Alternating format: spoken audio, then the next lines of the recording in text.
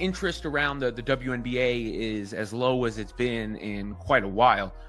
That would go for everybody in the WNBA. It goes for Caitlin Clark. It goes for the Indiana Fever. I mean, even if stuff around them could still get more attention than stuff around other teams or stuff around her than every other player, the overall attention is much lower just because nothing is. A $40 shirt exposed a gap in the sports world that Nike could no longer hide.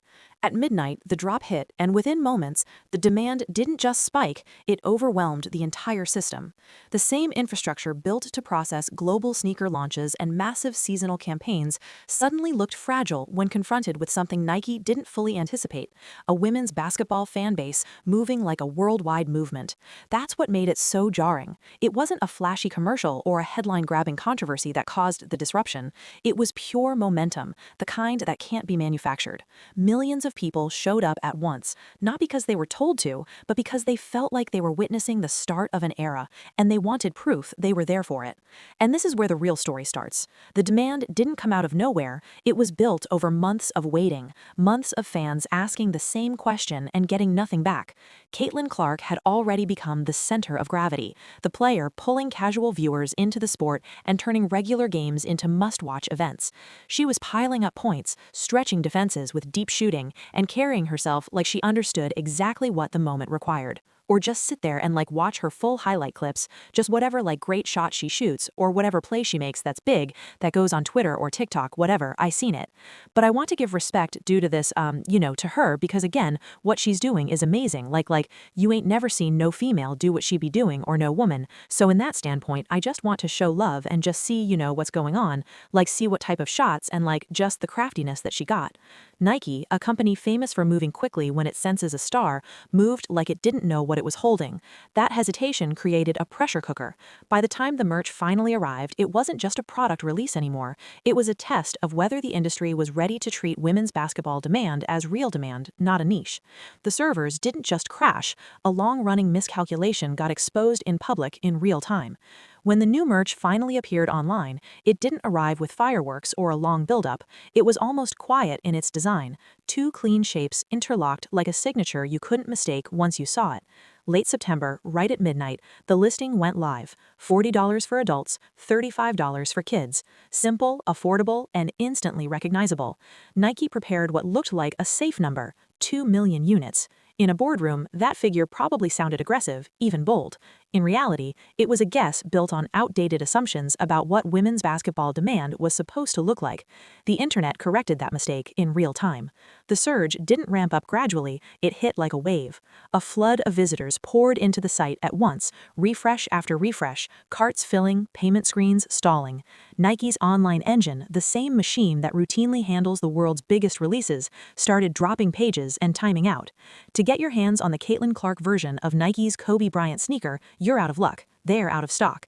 The WNBA star teamed up with Nike for a player edition of the Kobe 5 Pro Tro, decked out in Indiana Fevers. You see them on your screen.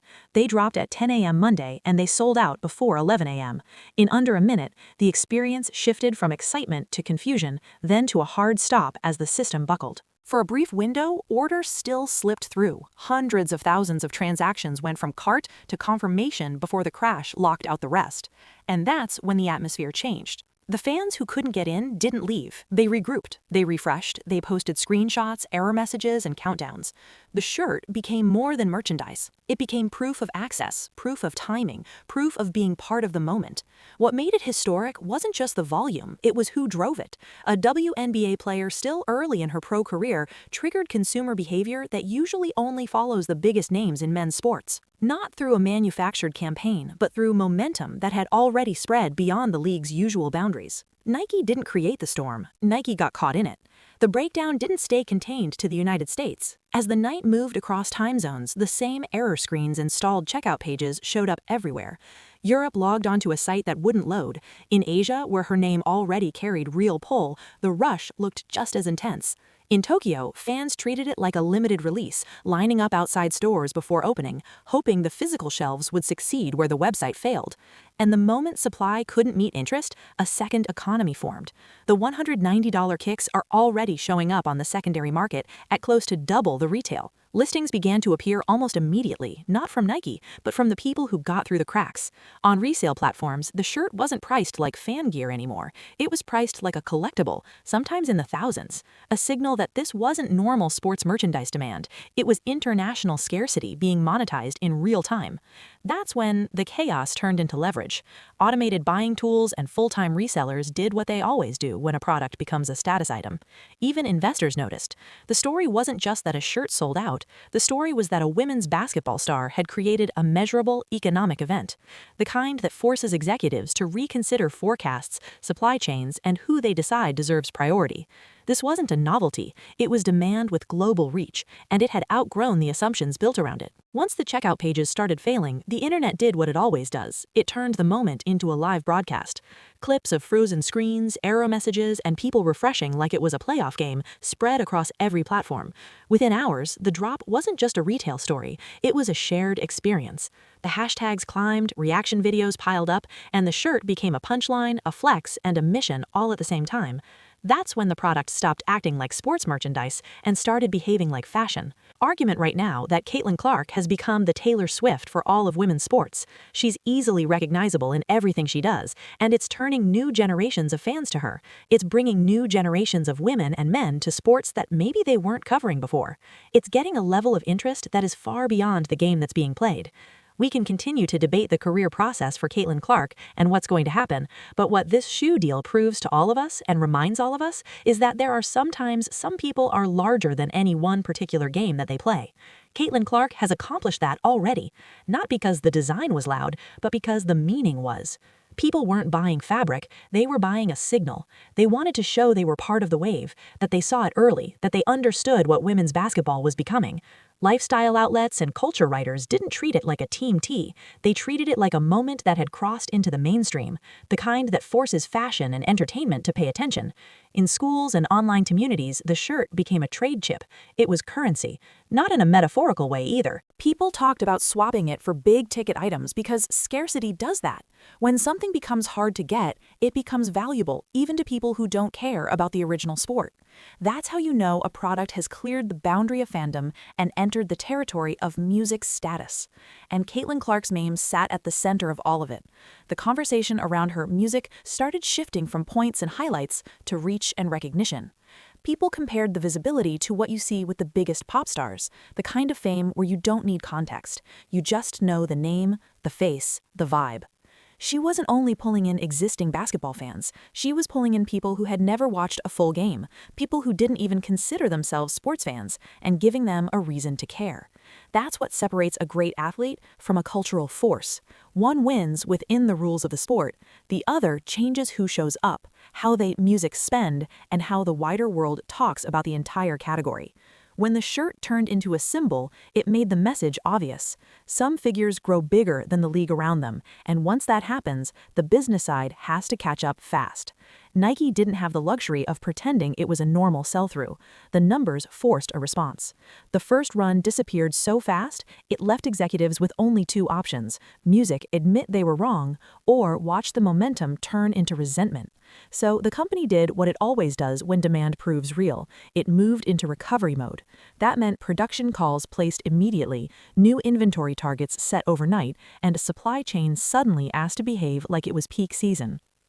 Factories shifted schedules, logistics partners got pushed to prioritize the restock. Every part of the machine tried to catch up to a wave that had already moved ahead. In a business built on timing, the most painful part wasn't that the product sold, it was how much money was left on the table during the gap between sold out and back in stock. And that gap exposed the deeper mistake. This wasn't just misreading an athlete's popularity, it was misreading the moment around women's basketball itself. Nike planned like the ceiling was low, like demand would stay contained, like the audience would behave politely. Instead, the audience behaved the way audiences behave when they feel something is finally theirs. They showed up early, they showed up loud, and they refused to be treated like a niche. The ripple music didn't stop at restocks. Once the brand expanded the rollout into a full collection, the economics became impossible music to ignore. Hoodies, tees, and accessories didn't perform like support merch. They performed like a flagship line. The more product that hit the market, the more it validated what the crash had already hinted at. This wasn't a one-night frenzy. It was sustained appetite. That's when the industry started paying attention in a different way, not as a feel-good story, but as a revenue story. When a single player's line starts putting meaningful weight on a company of that size, it changes internal conversations instantly. Forecasting models get rewritten, budgets get reallocated, timelines get shortened. Everyone who hesitated earlier starts trying to buy back time they can't recover. The real shift was psychological. Nike wasn't just restocking a shirt, it was adjusting to a market that had already moved forward without permission. Conversation around greatness can have nothing to do with the conversation around being a cultural phenomenon. And now there is no debate that Caitlin Clark has become exactly that. Think about it. The Nike historic shoe deal she signed because companies like to make money, and they know they will make money because when Caitlin Clark walks into a coffee shop in the middle of nowhere, people recognize her. Because when you are on Saturday Night Live in every news and entertainment network along the way, not just sports networks, you've risen above the conversation about your play, and you've become a cultural. Women's basketball wasn't asking to be taken seriously anymore. It was proving it at the register. The rest of the industry didn't treat the crash like a funny internet moment. They treated it like a threat assessment.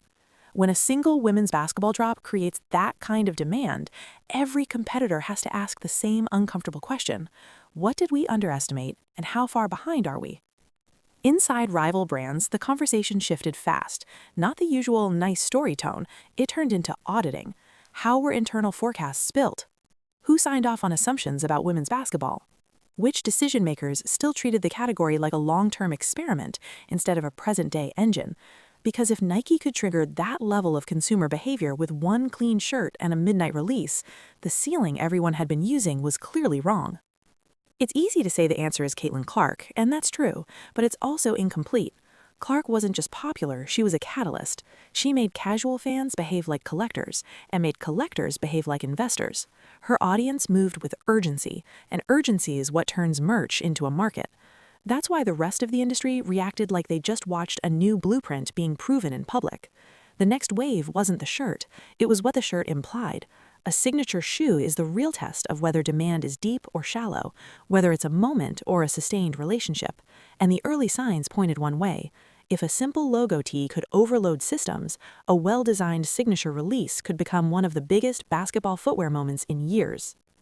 This shoe is released, it's going to be an atom bomb in terms of sales. It's going to be an atom bomb in terms of celebrities and athletes wearing them on the court. We've already seen that her CC colorways of the Kobe's are the most popular colorways that are being worn on Caitlin's shoe comes out, it is going to be massive. Not because of hype alone, but because it would be built on something brands can't fake, a fan base that already proved it will show up at scale. The impact didn't stop at one player either. Around the league, everyone felt the shift. Veterans, rising stars, established names with their own deals all saw what this meant for leverage. When one launch sets a new bar, negotiations don't happen in the same room anymore. They happen in the shadow of that bar. Agents bring it up, executives account for it, sponsors rethink how they price women's visibility, and media partners notice too. Networks don't pay for potential, they pay for proof. A surge like this becomes a reference point in every conversation about rights, scheduling, promotion, and investment. It's not just a shirt story, it's a market signal, the kind that changes how the entire business of women's basketball gets treated from this point forward. The shockwave wasn't only about revenue or website traffic, it hit something deeper, the way people think about value. For years, women's basketball lived in a strange contradiction. The talent was obvious, the product was strong, and the fan base was loyal, but the investment never matched what was happening on the court. Brands treated the sport like a side project, something to support with safe budgets and cautious expectations. Then one launch shattered the comfort of those expectations. That's why the moment felt personal to so many people. It wasn't just fans celebrating a player, it was a long-delayed validation for athletes who kept hearing the same message in different forms. The sport is great, but the market isn't there. Players took smaller deals because that was the structure. Teams accepted limited promotion because that was the norm. The ecosystem learned to survive on less, even while the culture kept saying it wanted more. Clark's rise flipped the burden of proof. The demand wasn't missing, the exposure was, the distribution was, the belief was. When visibility finally aligned with momentum, the market responded immediately, failed to predict. I'm not gonna lie, I think we're looking at Caitlin Clark's ad being one of the more viral things we've seen in a long time. Like if you look at the Instagram post on Nike, as far as I'm aware, the Instagram post has like 30 million views, which is again absolutely bonkers, which is bonkers. It is bonkers to see that many posts, that many things from obviously Nike, loud enough that it couldn't be dismissed as a niche or a temporary spike. That set a new precedent that stretches beyond one league. It gave every decision maker a data point they can't ignore, and gave every athlete a stronger argument when they walk into a negotiation. But moments this big also pull in tension, and the conversation didn't stay purely celebratory. Media voices debated what it meant for the league's broader landscape, including questions about which players have historically received signature opportunities and why. Some framed the situation as evidence of deeper inequity, pointing to the reality that the most visible deals don't always reflect the full diversity of the league. At the same time, the counterpoint gained momentum just as quickly. Brands move when they see measurable demand, and this launch delivered measurable demand at a level that forced action. That doesn't erase the larger conversation about access, promotion, and whose stories get elevated. It does show how powerful market proof can be in a system that often hides behind, "we're not sure it will sell." In the end, the logo wasn't just a graphic on cotton. It became a symbol of a changing economy in sports, and a reminder that women's basketball wasn't waiting for permission anymore. It was building leverage in public. In the end, the shirt wasn't the story. The story was what the shirt represented: proof that women's sports can command global attention, bend markets, and force culture to update its assumptions. When elite talent meets real investment and a platform built for scale, the outcome doesn't land softly. It lands like a correction, the kind that makes entire industries rerun their math. By the time the dust settled, the numbers told a clearer truth than any debate could. This wasn't a modest win or a one-week trend. It was a measurable commercial event with international reach. Websites buckled, secondary markets ignited, mainstream outlets treated the drop like a cultural milestone instead of a sports footnote. Even the corporate world responded the way it always responds to undeniable demand, with urgency, with attention, and with a sudden shift in tone. And that shift carried into the rooms where decisions get made. Conversations that used to feel speculative turned aggressive. Brands that once asked whether women's basketball could move product started asking how quickly they could attach themselves to the momentum without missing the wave. Instead of questioning the audience, they began competing for access to it. Clark's reported Nike partnership and the runway toward a signature shoe became more than a deal headline. It became a music signal, a marker that the market had moved past the old ceiling, and that the ceiling was never natural in the first place. It had been imposed by cautious budgets, limited distribution, and a lack of belief disguised as strategy. Agents understood it immediately. Negotiations changed because the reference point changed. Clark's results weren't treated like an outlier to dismiss, but as evidence to use, not as a standard everyone must match, but as proof of what becomes possible when the industry stops treating women's sports like a charitable investment and starts treating it like a real business with real upside. That's why this moment lingered after the launch ended. It didn't just sell out, it rewrote the script for what sponsors, networks, and apparel giants are willing to take seriously. And once an industry gets a glimpse of that kind of demand, it rarely goes back to moving slowly.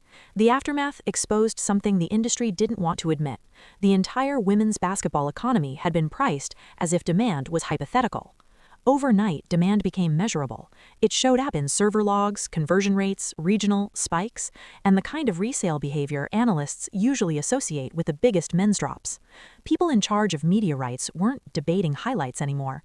They were studying hard evidence of consumer movement, where interest lived, how fast it traveled, and what it turned into when the buy button appeared. That kind of data changes negotiations. Broadcast value stops being only about who watches. It becomes about who buys, who shares, who searches, and who treats the product like culture instead of background noise. If one player can generate a commercial surge without a championship run, without decades of legacy branding, then the foundation used to price future rights packages starts to look outdated. Networks begin thinking like retailers. Sponsors begin thinking like platforms. The league begins thinking like a global brand with multiple revenue engines, not a single ratings lane. Inside Nike, the internal review would have been unavoidable, not because demand was bad, but because being caught unprepared is a corporate failure.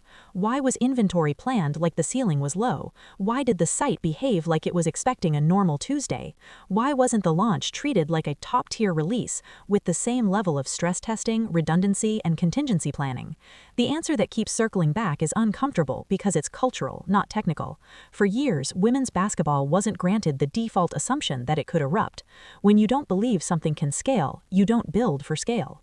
Caitlin Clark just made $28 million with Nike. She's getting a signature shoe. Unfortunately, she is still left to deal with all of the critics. Now, why are there critics? Well, because Caitlin Clark is white. There's a USA Today writer, his name is Mike Freeman, and he put up this post. No black WNBA players have a signature shoe. Jamel Hill, who always likes to make a big deal when it comes to race, she's whining that Caitlin Clark wasn't deserving of the shoe deal. It's easy to see why Caitlin Clark was the one chosen to have the shoe deal. Nike is just not handing out shoe deals to anybody regardless of skin color. This isn't a black or white issue. This is the market. And once the proof arrives, you can't unsee it. The market doesn't politely return to the old model. It accelerates away from it. Even the gray market noise made the point clearer. Counterfeits and street-level flips don't flood a space unless the demand is strong enough to support risk. Opportunists don't bother unless the audience is large, hungry, and willing to pay. The moment a player edition product in fever colors can vanish quickly and reappear at a steep markup, the message is simple. It isn't being treated like a women's basketball item. It's being treated like an asset. That's why this doesn't read like the end of a viral launch. It reads like the start of a new pricing era. Women's basketball isn't waiting to be invited into the biggest rooms anymore. It's forcing the doors open through commerce, through attention, through digital dominance that can be counted. And the most lasting part of the moment is what it revealed. Fans were ready long before the system was. So when people ask what really happened that night, don't reduce it to a website crash or a sold-out shirt. What happened was exposure. The gap between how women's basketball has been treated and what it can actually generate got dragged into daylight, with timestamps, receipts, and a global audience watching in real time. Because the most dangerous myth in sports business has always been the same, that the demand isn't there, that the audience is too small, that the risk is too high, that you should move slowly, test quietly, keep expectations modest, and treat women's sports like something you support, rather than something you build around. One midnight drop shattered that entire posture. Nike didn't invent the wave. The fans did. The players did. The years of excellence did. The only thing Nike did was finally place a product in front of a market that had been asking for one, and the response came back so loud it broke the machinery designed to measure it. That's not a marketing win, that's a cultural correction, and the league will never be priced the same again. Not by sponsors, not by networks, not by brands that used to treat women's basketball as optional inventory. Every negotiation from here forward has a new reference point. Every player with star potential now has evidence that the ceiling is higher than they were told. Every executive who still thinks this is a niche has to explain why the numbers keep showing otherwise. This is what an era looks like at the start. It doesn't always come with a trophy or a parade. Sometimes it arrives as a simple product that turns into a global signal, the kind that changes behavior, changes budgets, and changes the way power gets distributed across a sport. So remember the real lesson. Women's basketball didn't suddenly become valuable. It was always valuable. The world just finally got a clean, undeniable moment where the demand couldn't be talked down, spun away, or ignored. If you want more breakdowns like this, the behind-the-scenes business shifts, the media moves, and the real storylines that shape the league before the headlines catch up, tap in with Courtside Leaks. We've got every angle covered, every leak, every backstage twist, every moment they won't show you. Hit like, subscribe, drop a comment, and share this video. Stay locked in with Courtside Leaks, your home for the truth behind the WNBA headlines.